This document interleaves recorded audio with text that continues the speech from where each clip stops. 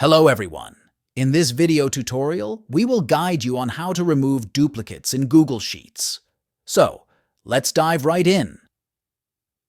Open your Google Sheet and locate the data with duplicates. Make sure you have identified the columns you want to check for duplicates.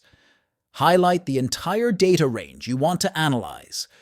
This can be done by clicking and dragging your cursor across the desired cells. Navigate to the top menu bar and click on the Data tab. Within the Data menu, find the Data Cleanup option and select Remove Duplicates. A pop-up window titled Remove Duplicates will appear.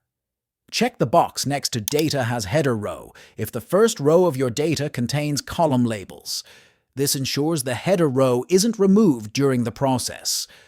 Under Columns to deduplicate, you can choose which specific columns to check for duplicates.